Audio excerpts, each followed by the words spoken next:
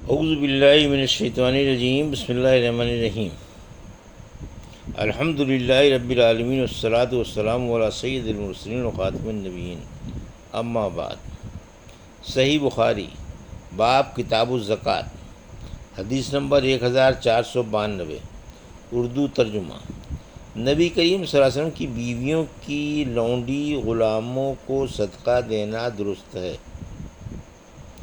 ہم سے سعید بن عفیر نے بیان کیا، کہا کہ ہم سے عبداللہ بن وہب نے بیان کیا، ان سے یونس نے، ان سے ابن شہاب نے کہا کہ مجھ سے عبید اللہ بن عبداللہ نے بیان کیا، اور ان سے ابن عباس رضی اللہ عنہ نے کہ نبی کریم صلی اللہ علیہ وسلم نے میمونہ رضی اللہ عنہ کی باندی کو جو بکری صدقے میں کسی نے دی تھی وہ مری ہوئی دیکھی۔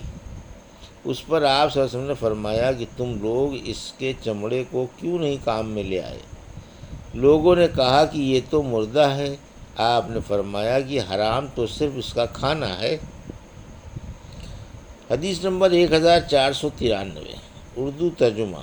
ہم سے آدم بن ابی ایاس نے بیان کیا، کہا کہ ہم سے شعبہ نے بیان کیا، کہا کہ ہم سے حکم بن عتبہ نے بیان کیا، ان سے ابراہیم نخعی نے، اور ان سے اسود نے، اور ان سے عائشہ رضی اللہ عنہا نے کہ ان کا ارادہ ہوا کہ بریرہ کو جو باندھی تھیں آزاد کر دینے کے لیے خرید لیں، لیکن اس کے اصل مالک یہ چاہتے تھے کہ وہ ولا انہی کے لیے رہے۔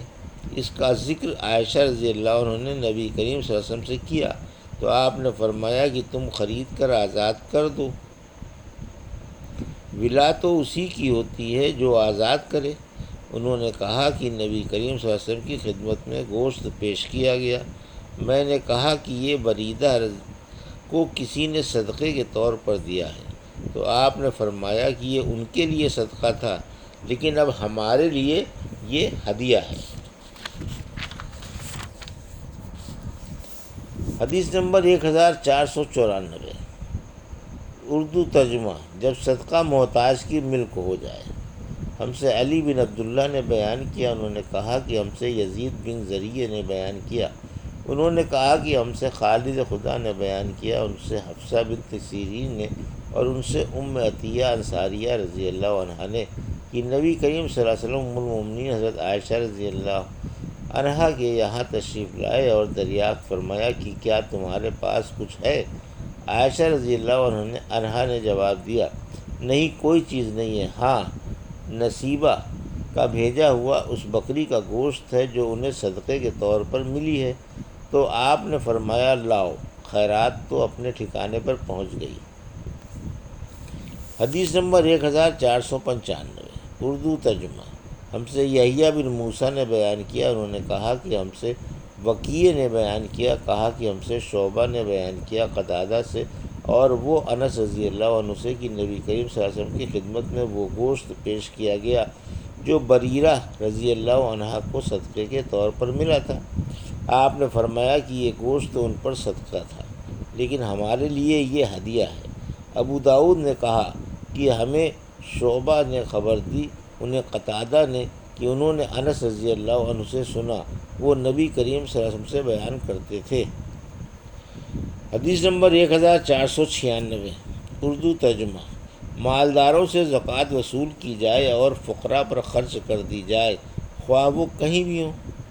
ہم سے محمد بن مقاتل نے بیان کیا، انہوں نے کہا کہ ہمیں عبداللہ نے خبر دی، انہوں نے کہا کہ ہمیں زکریا ابن اسحاق نے خبر دی، انہیں یحییٰ بن عبداللہ بن سیفی نے، انہیں ابن عباس رضی اللہ عنہ نے کہ غلام ابو معبد نے، اور ان سے حضرت عبداللہ بن عباس رضی اللہ عنہ نے بیان کیا کہ رسول اللہ صلی اللہ علیہ وسلم نے معاذ رضی اللہ عنہ کو جب یمن بھیجا تو ان سے فرمایا کہ تم ایک ایسی قوم کے پاس جا رہے ہو جو اہل کتاب ہیں، اس لیے جب تم وہاں پہنچو تو پہلے انہیں دعوت دو کہ وہ اس بات کی گواہی دیں کہ اللہ کے سوا کوئی معبود نہیں اور محمد صلی اللہ علیہ وسلم اللہ کے سچے رسول ہیں۔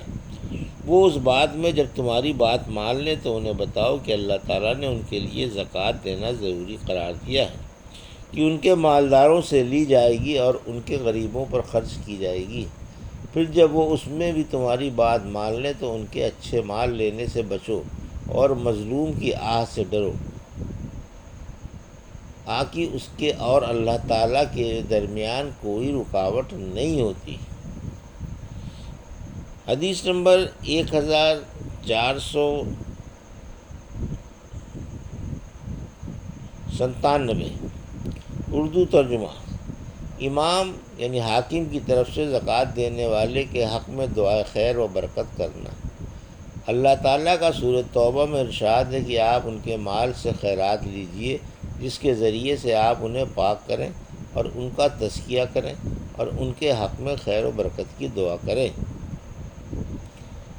ہم سے حفص بن عمر نے بیان کیا، کہا کہ ہم سے شعبہ نے عمرو بن مرہ سے بیان کیا، ان سے عبداللہ بن ابی اوفی رضی اللہ عنہ نے بیان کیا کہ جب کوئی قوم اپنی زکوٰۃ لے کر رسول اللہ صلی اللہ علیہ وسلم کی خدمت میں حاضر ہوتی تو آپ ان کے لیے دعا فرماتے، اے اللہ آل فلاں کو خیر و برکت عطا فرما۔ میرے والد بھی اپنی زکوٰۃ لے کر حاضر ہوئے تو آپ صلی اللہ علیہ وسلم نے فرمایا، اے اللہ آل ابی اوفا کو خیر و برکت عطا فرما۔ حدیث نمبر 1498، اردو ترجمہ۔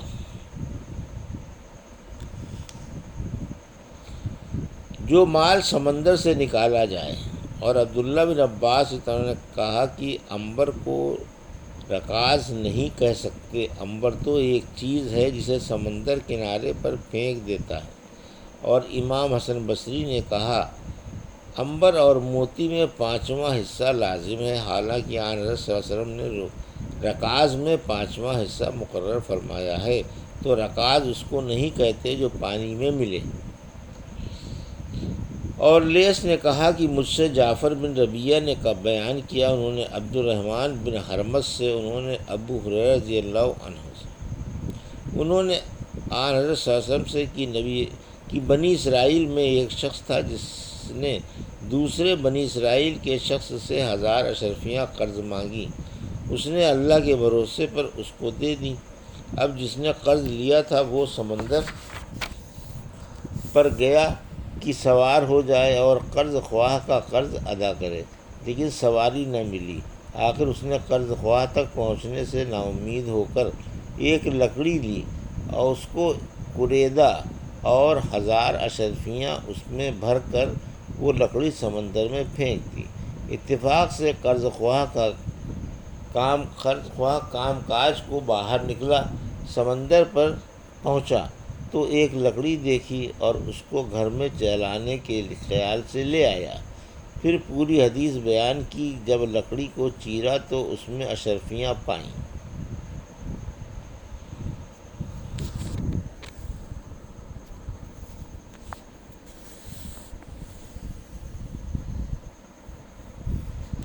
حدیث نمبر 1499، رکاز میں 5واں حصہ واجب ہے۔ اور امام مالک رحمۃ اللہ علیہ اور امام شافعی نے کہا رکاز جاہلیت کے زمانے کا خزانہ ہے، اس میں تھوڑا مال نکلے یا بہت یا 5واں حصہ لیا جائے، اور کان رکاز نہیں ہے۔ اور آن حضرت صلی اللہ علیہ وسلم نے کان کے بارے میں فرمایا، اس میں اگر کوئی گر کر یا کام کرتا ہوا مر جائے تو اس کی جان مفت گئی۔ اور رکاز میں 5واں حصہ ہے۔ اور عمر بن عبدالعزیز خلیفہ کانوں میں سے 40واں حصہ لیا کرتے تھے، 200 روپیوں میں سے 5 روپے۔ اور امام حسن بصری رحمۃ اللہ علیہ نے کہا جو رکاز دارالحرب میں پائے تو وہ اس میں سے 5واں حصہ لیا جائے، اور جو امن و صلح کے ملک میں ملے تو اس میں سے زکوٰۃ 40واں حصہ لی جائے، اور اگر دشمن کے ملک میں پڑی ہوئی چیز ملے تو اس کو پہنچا دے، شاید مسلمان کا مال ہو، اگر دشمن کا مال ہو تو اس میں سے 5واں حصہ ادا کرے۔ اور بعض لوگوں نے کہا معدن بھی رکاز ہے، جاہلیت کے دفینہ کی طرح، کیونکہ عرب لوگ کہتے ہیں ارکز المعدن جب اس میں سے کوئی چیز نکلے۔ ان کا جواب یہ ہے کہ اگر کسی شخص کو کوئی چیز ہبہ کی جائے یا وہ نفع کمائے یا اس کے باغ میں میوہ بہت نکلے تو کہتے ہیں ارکست، حالانکہ یہ چیزیں بالاتفاق رکاز نہیں ہیں۔ پھر ان لوگوں نے اپنے قول کے آپ خلاف کیا، کہتے ہیں رکاز کا چھپا لینا کچھ برا نہیں، 5واں حصہ نہ دے۔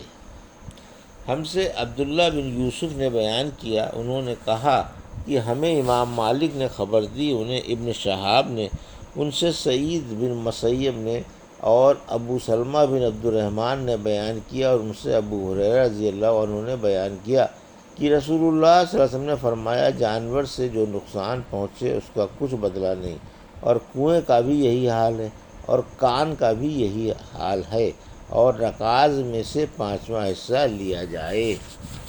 یہ تھی صحیح بخاری باب کتاب الزکوٰۃ کی حدیث نمبر 1492 سے 1499 کا اردو ترجمہ جو ابھی آپ نے سماعت فرمایا۔ اللہ سے دعا ہے کہ اللہ ہمیں ان حدیثوں کی صحیح سمجھ عطا فرما اور ان پر عمل کرنے کی توفیق عطا فرما، آمین یا رب العالمین۔